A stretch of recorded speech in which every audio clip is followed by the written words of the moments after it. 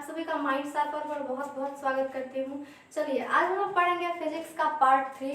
पिछले वीडियो में हमने किरण पुंज और रिफ्लेक्शन कितने प्रकार के होते हैं उसके बारे में जाना था, और आज हम रिफ्लेक्शन कितने प्रकार के होते हैं और कौन कौन से इसके बारे में विस्तार से जानेंगे, और साथ ही साथ कुछ नई और इंटरेस्टिंग बातें भी जानेंगे। तो बिल्कुल वीडियो के एंड तक बने रहें, बिल्कुल भी स्किप ना करें। तो चलिए स्टार्ट करते हैं। देखिए, जो परावर्तन होता है वो दो प्रकार के होते हैं। एक नियमित परावर्तन जिसको कि इंग्लिश में रेगुलर रिफ्लेक्शन कहते हैं, और दूसरा होता है अनियमित परावर्तन जिसको कि इंग्लिश में इरेगुलर रिफ्लेक्शन कहते हैं। तो सबसे पहले हम लोग जानते हैं नियमित परावर्तन के बारे में, यानी कि रेगुलर रिफ्लेक्शन। देखिए, ये जो परावर्तन है ये किसी चिकनी सतह से होती है। जैसे कि ये बोर्ड है, ठीक, तो ये क्या है, ये चिकना है ना। ऐसा तो नहीं है कि कहीं टेढ़ा मेढ़ा नजर आ रहा है, नहीं, एकदम चिकना है, प्लेन है, जिसको हमारे यहाँ पिछुली कहते हैं, एकदम पिछुली जैसा है ना, तो चिकना है। अब इस पे जब प्रकाश पड़ेगा तो वह समानांतर रिफ्लेक्ट करेगा। जैसे पिक्चर से समझिए, ये प्रकाश की किरणें आ रही हैं, ठीक है, और आकर इस सतह से, किस सतह से, एक चिकनी सतह से टकराती हैं और इसके बाद समानांतर ही परावर्तित हो जाती हैं। तब इसे क्या कहेंगे, तब इसे कहेंगे कि ये नियमित परावर्तन हुआ है।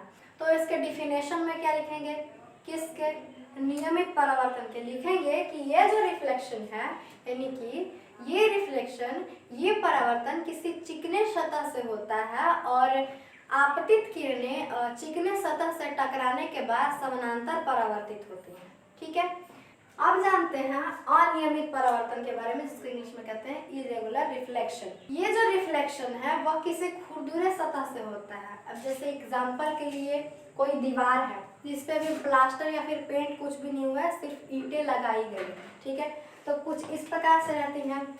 ये यहाँ पर एक ईंट हो गई, ठीक है, और ये यहाँ पर एक ईंट हो गई, और इसी प्रकार से सारी ईंटें लगाई हुई रहती हैं, और इसके बीच में सीमेंट रहता है जो कि खुरदुरा होता है, और दो ईंटों के बीच में अंदर गड्ढा टाइप रहता है, यानी कि थोड़ा अंदर रहता है, बराबर तो रहता नहीं, आपने देखा होगा, है ना। तो इस पर जब प्रकाश टकराएगा, प्रकाश की किरणें जब इस पर जाएंगी तो वह समानांतर रिफ्लेक्ट नहीं होगी। जो प्रकाश की किरणें हैं वो वातावरण में इधर उधर बिखर जाएंगे। जैसे पिक्चर से समझिए, ये एक खुरदुरा सतह है, ठीक है, और यहाँ पर समानांतर प्रकाश की किरणें आ रही हैं, और खुरदुरे सतह से टकराने के बाद यह इधर उधर फैल जाती हैं। अर्थात जब किसी खुरदुरे सतह पर प्रकाश की किरणें पड़ती हैं तब वह समानांतर परावर्तित नहीं होती हैं, वातावरण में चारों ओर बिखर जाती हैं। अब इसके डिफिनेशन में हम लोग लिखेंगे, यानी कि अनियमित परावर्तन के डिफिनेशन में, इस प्रकार का परावर्तन खुरदुरे सतह से होता है और आपतित किरणें जब खुरदुरे सतह से टकराती हैं तब वो वातावरण में इधर उधर फैल जाते हैं या फिर इधर उधर बिखर जाती हैं, यानी कि समानांतर नहीं रहती। ओके, अब चलिए, अब हम लोग जानेंगे कि किरण आलेख किसे कहते हैं, क्योंकि इस चैप्टर में इसका बहुत यूज होने वाला है। तो देखिए, किरण आलेख को इंग्लिश में कहते हैं रे डायग्राम, और किरण आलेख का डिफिनेशन ये होता है कि प्रकाश के किरणों के पथ को दर्शाने वाले चित्र को किरण आलेख कहते हैं। जैसे ये जो आप एक पिक्चर देख रहे हैं यहाँ पर, ये प्रकाश की किरणों का पथ दर्शा रही है कि यहाँ से आई और इधर परावर्तित हो गई। उसी प्रकार ये भी है। इसको हम क्या कहेंगे, इसको कहेंगे रे डायग्राम। ओके, अब एक हम लोग नया टॉपिक शुरू कर रहे हैं जिसका नाम है प्रकाश का परावर्तन, ठीक है, और यही इस चैप्टर का मेन कैरेक्टर है, और कह सकते हैं कि यही कहानी का नायक है, यही हीरो है। ओके, तो इस वाली कहानी को बड़े ही ध्यान से सुनिएगा और कॉपी और पेन लेकर साथ में बैठ जाइए, क्योंकि ये सारी चीज़ें आपको नोट करनी होंगी। सबसे पहले बात आती है कि हम लोग कहते हैं कि प्रकाश के परावर्तन के दो नियम होते हैं। आपने भी सुने होंगे या फिर आपके टीचर्स ने आपको पढ़ाया होगा, है ना, कि प्रकाश के परावर्तन के दो नियम होते हैं। परावर्तन का नियम, लॉज ऑफ रिफ्लेक्शन, कहते किसको है, तो देखिए, जब कोई प्रकाश की किरण किसी सतह से टकराती है, मान लिया कि ये सतह है, और जिन नियमों का पालन करते हुए वो किरण परावर्तित होती है, उन नियमों को परावर्तन का नियम कहा जाता है। फिर से समझिए, जब कोई प्रकाश की किरण किसी सतह से टकराती है और जिन नियमों का पालन करते हुए वह परावर्तित हो जाती है, उन नियमों को परावर्तन का नियम कहते हैं, लॉज ऑफ रिफ्लेक्शन कहते हैं। ठीक है, बात समझ में आ गई? ओके, अब हम लोग जरा कुछ बेसिक सी बातें जानते हैं जिसके आधार पर ये चैप्टर हम लोग आगे पढ़ेंगे। इसमें काफ़ी इम्पॉर्टेंट चीज़ें हैं, बट ये जो अब मैं चीज़ आपको बता रही हूँ ये बेसिक चीज़ है और बहुत ही इम्पॉर्टेंट है, क्योंकि आपका बेस अगर कमज़ोर रहेगा तो अब आगे नहीं बढ़ पाइएगा। देखिए, ये क्या है, ये एक समतल दर्पण है। कौन? ये, जिसके पीछे ऐसा आपको प्रतीत हो रहा है कि पीछे कांटे लगे हैं, बट कांटे नहीं लगे हैं। उसका अर्थ ये है कि जो पीछे आप इस तरह की संरचना देख रहे हैं, इसका अर्थ है कि दर्पण को पीछे से पेंट कर दिया गया है। ठीक है, मान लिया कि ये अगर दर्पण है तो इसके पीछे से ऐसे पेंट कर दिया गया है, तो अब भाई क्या लिखेंगे वहाँ पर कि पीछे से पेंट कर दिया गया है? नहीं ना, तो उसको बताने के लिए ऐसे चिन्ह बना दिया जाता है कुछ इस प्रकार से। ठीक है, और जिस तरफ नहीं बनाया हुआ है वो परावर्तक सतह, यानी कि इस पर ही किरण पड़कर परावर्तित होगी। ठीक, चलिए, तो इसको क्या कहेंगे? ये जो सतह है जिस पर किरणें आकर परावर्तित हो रही हैं, इसको कहते हैं परावर्तक सतह, यहाँ से लेकर यहाँ तक। ठीक है, अब देखिए, ये क्या एक समतल दर्पण है और ये एक परावर्तक सतह है। अब यहाँ से एक किरण जा रही है।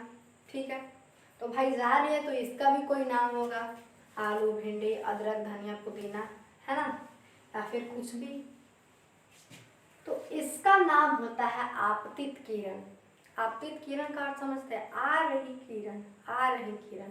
जो किरण आ रही है उसे आपतित किरण कहेंगे। ठीक है, और ये यहाँ से गई और इस बिंदु पर जाकर यह परावर्तित हो गई, तो भाई जा रही है तो इसका भी कुछ नाम होगा, है ना, इसका भी कुछ नाम होगा। तो इसका नाम है परावर्तित किरण। ठीक, जो किरण आ रही है यानी कि जो सतह से टकराई उसे आपतित किरण कहते हैं, और जो किरण सतह से टकरा कर किसी माध्यम में लौट गई उससे हम लोग कहते हैं परावर्तित किरण। ठीक, तो ये कौन सी किरण है? ये आपतित और ये परावर्तित। ठीक है, और बीच में एक लंब डाला जाता है जिसको हम लोग कहते हैं अभिलंब। ठीक, जैसे कि यहाँ पर लिखा हुआ है, ये क्या है? ये अभिलंब है। ओके, तो अब देखते हैं, अगर आप ध्यान देंगे तो अभिलंब और आपतित किरण के बीच में एक कोण बन रहा है। कहाँ? यहाँ। बिल्कुल नहीं, अगर अभिलंब यहाँ है और आपतित किरण यहाँ है तो कोण यहाँ थोड़ी ना बनेगा, कोण यही बनेगा जहाँ अभिलंब और आपतित किरण दोनों हैं। ओके, इनके बीच में। तो यहाँ पर आप देख सकते हैं कि एक कोण का निर्माण हो रहा है और इस कोण को कहते हैं आपतन कोण। ठीक है, आपतित किरण और अभिलंब के बीच बने कोण को आपतन कोण कहते हैं। ठीक, जिसको आई द्वारा सूचित किया जाता है। किससे? आई द्वारा सूचित करते हैं। ठीक, अब देखिए, अब चूंकि इधर कोण बन रहा है तो भाई उधर भी कोण बनेगा, यानी कि अभिलंब और परावर्तित किरण के बीच ऑब्वियसली बनेगा और बिल्कुल बनेगा। ठीक है, कोई रोक नहीं सकता इसको। तो यहाँ पर भी एक कोण का निर्माण हो रहा है और इस कोण को कहते हैं परावर्तन कोण। कौन सा कोण? परावर्तन कोण। ठीक है, और इसको आर द्वारा सूचित करते हैं।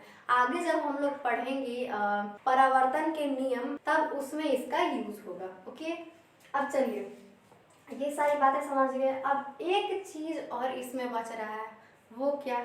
वो बच रहा है आपतन बिंदु, जिसको हम लोग ओ से डिनोट करते हैं। ठीक है, तो अब कहेंगे आप लोग कि आपतन बिंदु किसे कहते हैं, क्या होता है ये? तो जहाँ पर किरणें आपतित होकर यानी कि जाकर जिस बिंदु पर टकराती हैं और परावर्तित हो जाती हैं उस बिंदु को आपतन बिंदु कहते हैं। क्या कहते हैं? आपतन बिंदु। बात समझ में आई? अगर समझ में आई हो तो कमेंट में थंब इम्प्रेशन जरूर करें। अब देखिए, अब जानते हैं हम लोग परावर्तक सतह को। यहाँ पर तो मैंने समझा दिया हर चीज़ को, बट अगर परिभाषा में लिखना हो या फिर एग्जाम में क्वेश्चन पूछे तो कैसे लिखेंगे? तो कुछ इस प्रकार से लिखेंगे। जब बोले कि परावर्तक सतह किसे कहते हैं, जिसको कि इंग्लिश में कहते हैं रिफ्लेक्टिव सरफेस। ओके, सरफेस का अर्थ होता है सतह, जैसे ये एक सतह है। ओके, इसको हम लोग कहेंगे कि प्रकाश जिस सतह से परावर्तित होता है उसे परावर्तक सतह कहते हैं। ठीक, क्या कि प्रकाश जिस सतह से टकराकर परावर्तित होता है उसे परावर्तक सतह कहते हैं। अब आगे देखते हैं, तो आगे है आपतित किरण, जिसको कि इंग्लिश में कहते हैं इंसिडेंट रे। क्या? Incident ray. देखिए, तो इसको कहेंगे कि वैसी किरण जो किसी सतह से टकराती है उसे आपतित किरण कहते हैं। जैसे यहाँ पर ये जो किरण थी जो जा रही थी, ये जाकर इस सतह से टकराती है ना, तो ये क्या है? ये आपतित किरण हुई। ओके, अब चलिए अब आगे बढ़ते हैं। तो लिखा है कि परावर्तित किरण, जिसको कि इंग्लिश में कहते हैं रिफ्लेक्टेड रे। क्या? Reflected ray. अब देखिए, इसको कहेंगे कि किसी सतह से टकराकर उसी माध्यम में लौटने वाली किरण को परावर्तित किरण कहते हैं। क्या? एक बार फिर से समझते हैं। किसी सतह से, ये क्या है? सतह है। ठीक, और किसी सतह से टकराकर उसी माध्यम में, यानी कि ऐसे ही जिस माध्यम से उसी माध्यम में या फिर किसी अन्य माध्यम में लौटने वाली किरण को परावर्तित किरण कहते हैं। ओके, अब चलिए आगे बढ़ते हैं। अगला है आपतन बिंदु। क्या? आपतन बिंदु, इसको कि कहते हैं इंसिडेंस पॉइंट। क्या? Incidence point. अब इसको बोलेंगे कि जिस बिंदु पर किरणें आपतित होकर परावर्तित हो जाती हैं उसे आपतन बिंदु कहते हैं। अब आगे बढ़ते हैं। अगला है अभिलंब, जिसको इंग्लिश में कहते हैं नॉर्मल। तो इसका जो डिफिनेशन है वो सबसे इजी है, आपको एकदम अभी याद हो जाएगा। क्या? आपतन बिंदु पर डाला गया लंब अभिलंब कहलाता है। क्या? आपतन बिंदु पर डाला गया लंब अभिलंब कहलाता है। ओके, याद हो गया ना?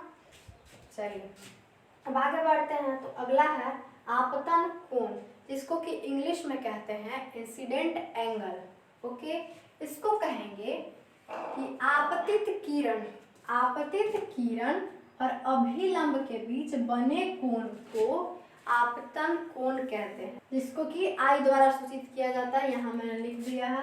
ठीक है, अब देखिए, अब एक और बचा हुआ है परावर्तन कोण।